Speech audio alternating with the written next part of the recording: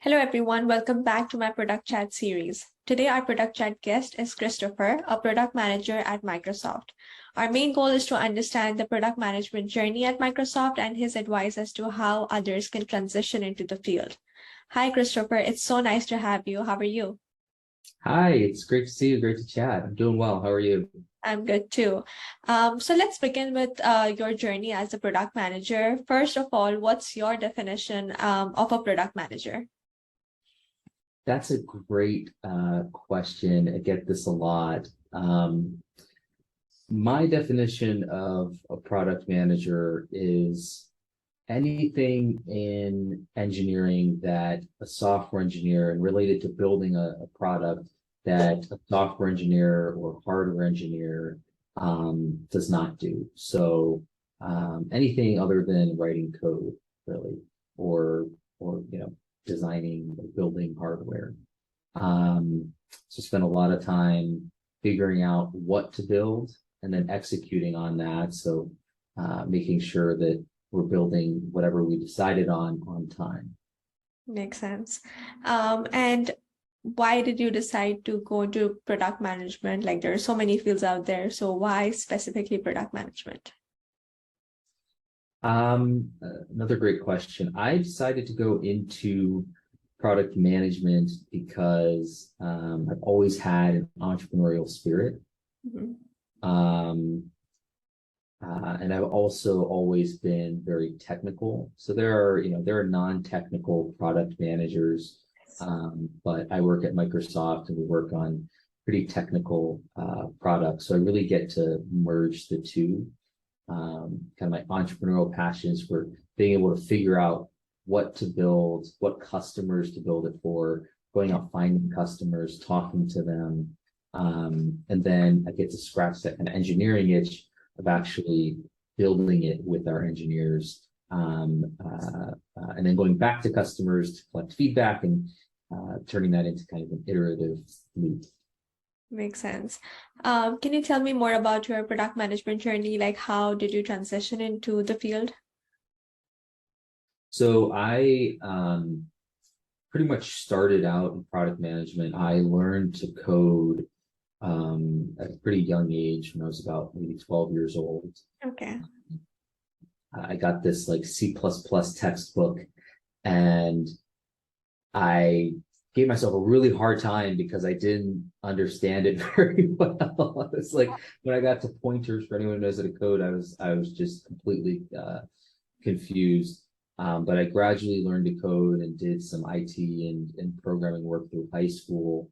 And I realized when I got to college that I didn't even know product management existed. When I got to college, I learned about this thing called product management.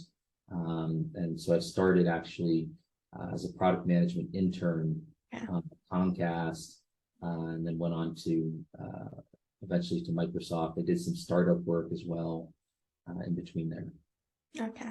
And like since you mentioned already like some of like what you do, but generally how is a day in life of a product manager? The day in life of a product manager varies. So I mentioned that we start from figuring out what to build, right? Doing investigation, talking to customers, figuring out what their pain points are. So we spend a lot of time talking to customers, interviewing them, doing what's called customer discovery. Right. And then once we've kind of talked to a bunch of customers in an area and figured have a good idea of what we want to build, then I spend a lot of my time in planning, right? What is the product going to look like? Working with design in terms of what the product will look like, what it will do, how many engineers we're going to need to build it, how long it's going to take them to build, what kind of do we need any sort of special expertise? Someone who's really talented in machine learning? Do we need someone who's really good working with cameras or with audio? Or we have tons of industry verticals. Do we need an aviation expert if we're building, say, an aviation product? I mean, you name it. Yeah. And so a lot of that is talking to other people within our company, and if we need outside help, finding outside help to bring in as well, because I'm not an expert on everything that that may need to be involved in building a product. And then from there, we materialize that into documents, into standard Word documents, PowerPoints, make sure everyone understands what we're building and that our goals are aligned. And then we execute, right? We spend time working with engineers to actually build the product and make sure that it's being built properly. And then we kind of just repeat that cycle, right? We get through V1 of the product, we ship it, and then we go through V2. Depending on the product, that cycle can be as fast as 2 weeks. So maybe every week I'm going from planning to execution, or every 2 weeks. For other products that I've worked on, like one I'm working on right now, we have longer cycles, so it can take months to go through that entire process. So yeah, it depends on like project wise. Yeah. And I have heard this a lot. Like I've worked with 2 companies and I get this, but like generally for all the companies, especially Microsoft, every day is like different for you, or it's just like you're doing the same thing? Every day is different, because the product I work on right now is called Azure Percept. We're really building an edge AI platform for a variety of different. We actually build platform tools for other software engineers and developers. Because it's so broad and we have such a large team, it takes a lot of time to plan everything out and then actually execute.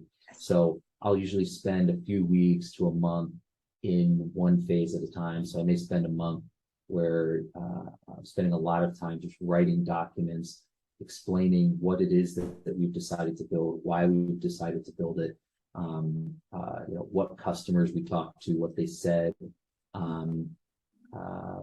the things that we're going to need to build our product. And then the next month, I'll spend all of my time working with our engineers, reporting on their status, how they're doing.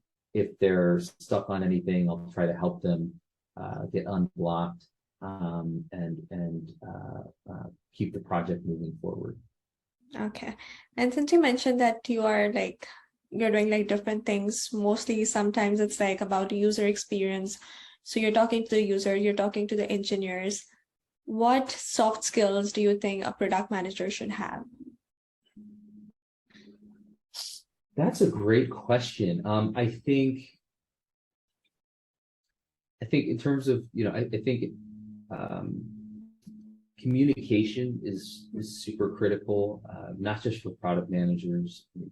For a lot of roles, communication is important, but it's certainly very important. As I mentioned, we work with a number of different roles. We work cross-functionally across the organization. At a large company like Microsoft, that could mean working with hundreds of other people and needing to keep thousands of people even informed. Yes. And at that scale, communication does not just mean being able to talk to someone one-on-one. You also have to be able to communicate, via email, via documents, via presentations, Yes. and communicate in a way that everyone understands, right? We have a very diverse, group of people at Microsoft, and so we have to make sure that we're using language that a wide variety of audiences understand. And oftentimes we have different types of material for different audiences. That's the other thing, I think, is being flexible and being able to communicate specifically, knowing who your audience is and being able to speak their language, right? So sometimes I use more technical language. Sometimes I'm using more high-level executive language. Sometimes I have to go really fast. Sometimes I go really, have to go really deep into a topic. So it's really being able to be agile and flexible. Okay. And then I'd say the other thing is maybe not so much of a soft skill, but is writing. I think um, I think a good product manager, particularly at a large firm, if you can write really well and if you can convey, it's kind of ties to communication. If you can convey information really well, that's super valuable. So those are for the soft skills. So you mentioned that for everyone, you have to use like a different language based on their experience, based on what they know. So what do you think, like, what should be the languages? So there's so many languages, Python, R. What would you suggest for a product manager should have, like, at least, even if they're not like technical product managers?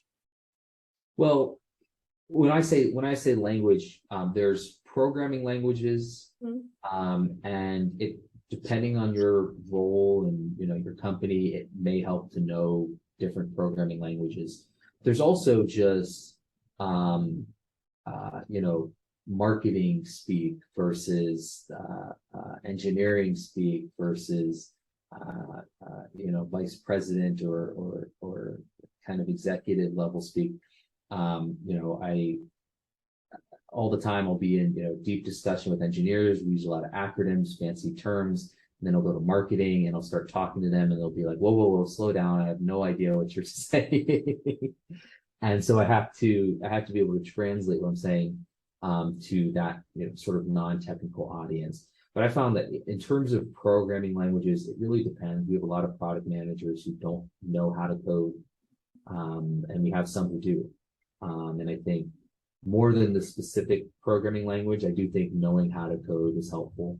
Being able to empathize with your software engineers is helpful, because product managers typically don't have direct authority over the people who are working on writing the code for their project. And so they have to be able to influence them, their engineering team, in a way that the engineering team respects and understands. So I think knowing the code can be helpful there, but I know a lot of great PMs who don't know how to code and do really well. Got it. And as for your like internship, when you were looking for the internship as a product manager, what would you suggest for someone, for like early grads or students who want to get an internship? How did you look for an internship? How did you prepare for an internship? Yeah, I mean, there are a ton of job boards that you can go to look for internships. You can go on LinkedIn, you can just Google search these days, and search for product management internships. They do tend to be very competitive. In terms of how you actually, prepare for the interviews and pass the interviews, I think the circles method is really great. Lewis Lin has a couple books on product management and on passing product management interviews. Typically, you'll have some kind of a design interview where the interviewer will ask you to, say, build a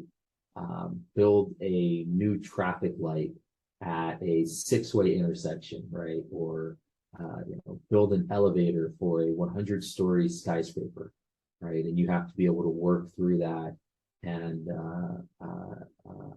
from ideation all the way through to coming up with the final solution.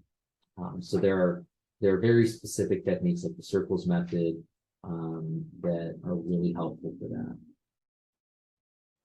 Okay, as you mentioned about like from the ideation method and going forward, what do you think like for a product manager, like an early grad who does not know much about like product management in general, did you learn on the job mostly, or it was more like from the books or videos you learned some of it? So do you mean in terms of interviewing? No, in terms of the job, once you started it, you felt like you know this stuff, or it was more like, okay, I'm learning now. I think both. I think there are parts of the job that I know very well. I felt confident in. And then there were other parts that were completely new to me. Um, I think, I think product management is always a learning experience. It's certainly an art more than a science, right? If you know calculus, you know calculus. But there is no, I know product management, and so, I can stop learning I already know everything I need to know. Yes. And it depends on the product that you're trying to build, right? You need different skill sets for different products as well. So it's certainly a continual learning process. I'm only 2 years in to my full-time product management journey, and I'm still learning a ton. And I know, some of our senior folks and our partners who are 20, 30 years in, technology also moves so fast that they're constantly learning. And they have kind of the fundamental PM techniques down, but it's always a learning process. Yeah. And in terms of like any certifications, or because I know a lot of product managers do like sometimes like Scrum certifications and all that stuff, do you recommend any certifications? I think that learning to be a Scrum Master, I think, is a good one. Mhm. How do you lead an engineering team through agile methodology? There isn't, I don't think there's any one, particular certification that I would say, you get this certification and it's going to make you a better product manager. I think, one thing that I have always been advised to do and always try to do is, like I kind of mentioned earlier, always be improving my writing and my communication. So any kind of classes or, programs you can take on communication, on presentation, on writing, any sort of active, presentations you can do, pitch competitions, for kind of startup ideas, anything like that, I think is going to be super valuable. Okay, I like that. So if you was interview, like if you have interviewed in the past, or if you would interview in the future, any product managers, what would you look for? Like what skills or background would you look for? So I have not interviewed any product managers, at least yet. Um, Typically what I think they look for is the ability to navigate ambiguity well. Right. I think some people, some of the time, when they get a problem or they have a question that they don't know the answer to, they kind of freeze, or they think something's wrong because they don't, have a perfect answer. Right. Going back to, this is an art, not a science. And so if you can face that ambiguity and say, okay, I don't know the answer to this question, but is there something I can do, somewhere I can go, even someone I can ask, who can help me make progress towards finding that answer? I think that's really what they look for in product management interviews. It's not so much about knowing the answer to the question. So like, it's not so much about the end solution if you're building that elevator for that 100-story skyscraper. It's more so about how you work through that problem with the person who's interviewing you. Makes sense. So basically the entire roadmap of how you are trying to find a solution. Yeah. What does your process look like? Okay.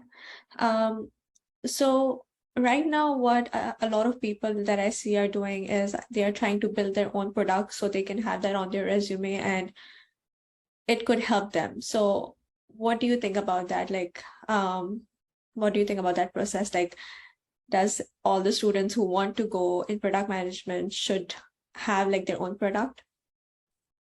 I think that certainly helps, especially if you're trying to break into the industry and there aren't, you don't have access to many opportunities to work on some kind of a more formalized project. you can create your own. That's something I did. I think it certainly helped me to get my internships and eventually become a full-time product manager. I think it's also helpful to just do customer discovery, right? Again, dealing with ambiguity, I think should also be comfortable with failure. So it's not just about, could I build something?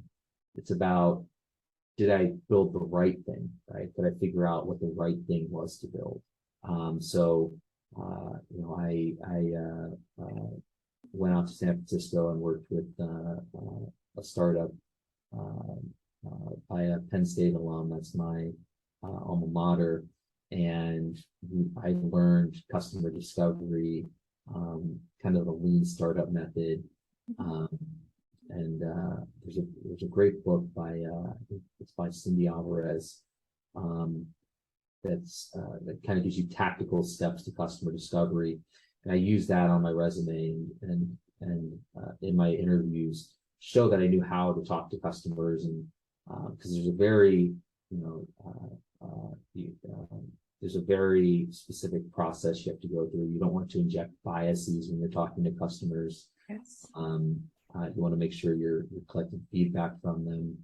Oftentimes, they won't necessarily tell you exactly what you need to build, but you have to somehow be able to tease that out from what they are telling you, right? So do you think, to your original question, I think it can be helpful, and I think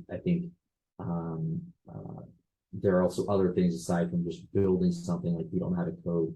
yes, Do.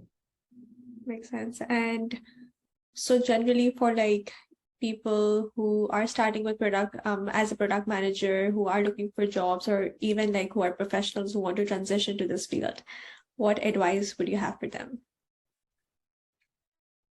Just general advice? Yes. For someone trying to transition into the field? A transition or get into the field, because I know a lot of people who are doing like different kinds of like careers before and want to transition into the field, or Right. someone who is an early grad and want to transition into the field. Yeah. Gosh, that's a good question. I'm not sure I could give a single piece of advice. I think one thing I'd say is I think one of the biggest things with product management is that you have to be comfortable with ambiguity. Mm-hmm. Want to make a career out of product management, you have to be comfortable being uncomfortable. Mm-hmm. And if you're someone who enjoys working on really hard problems, Mm-hmm. where there may not necessarily be one clear answer, and kind of struggling through that for potentially a very long time, Mm-hmm. years even, then I think product management could be very, very interesting for you. I agree. Okay. And as you mentioned about like how you built your own product and that's what helped you to get an internship. Are you familiar with any other ways if someone is looking for either the internship or a full-time role to get into product management? I think for university students, a lot of the product management roles I've seen, especially at big tech companies, you just have to apply, submit your resume. A lot of companies will come to universities, to their career fairs, and have their own special company day. So you can attend those, talk to the recruiters there. But typically, especially the big technology companies have very streamlined pipelines and processes, and you kind of just apply, try to talk to a recruiter, make your resume the best you can, try to keep your GPA up, put projects on there that you've done, and that's really kind of the only way to get started, to officially kind of get into product management. But you can, if you're doing your own projects, if you're involved in student organizations, or if you're starting, doing your own little company, your startup on the side, there's product management involved there. So you can get some experience with product management without actually going through those specific processes. And then if you're into your far along in your career, I found a lot of people have had success leveraging whatever industry vertical they were in. So let's say you were in healthcare and you want to get into product management. You may find a product management role that works on that builds some kind of a healthcare software product, right? And so you say, well, I may not have the software experience, but I have the healthcare experience, so I can help us build a better product. And so you can get into product management that way. And then, if you're like technical, right, maybe you get in, lots of people transition from software engineering to product management. If your company, if you're in a different role, say you're in marketing or software engineering or business in your company, and it also has product management roles, I found that that's another common way that people get into product management. I would argue actually that's the way most people get into product management. There aren't so many roles for undergraduates. A lot of product management roles require some industry experience in another type of role before you can start. I agree. Yeah. So for me, even like when I was looking for internships, what helped me was I had more of like healthcare experience. So that was one of the factors I got the internship at a hospital, but as a product manager because I had the healthcare experience. But yeah, I've heard this as well that for a lot of product managers, there's like some kind of like professional experience required along with like having like MBA helps as well. That's what I recently learned about it. So yes. Last question for you. What are your future goals or aspirations? I think the most exciting thing for me is when I successfully navigate ambiguity. So I really want to continue to build products that actually bring value to people and that people enjoy using. I work pretty low down on kind of the tech stack, so I don't, I'm somewhat industry agnostic in where I work, but I really love seeing when I get a product out there and then, a healthcare company uses it to help a disabled person live their life better. Yes. Or, we're able to do things with artificial intelligence and reducing carbon emissions, more efficient transportation routes, right? So I really want to see my work get out there into the world and impact more people positively. And fortunately, Microsoft's a great place for that. I mean, they have they've committed to being carbon negative by 2030. And so, yeah, I think that's where I see myself going, is doing more of that. Sounds good. Yeah, I think product management is one of the careers where we can actually see the impact on what we're making. So, Yeah. thank you so much.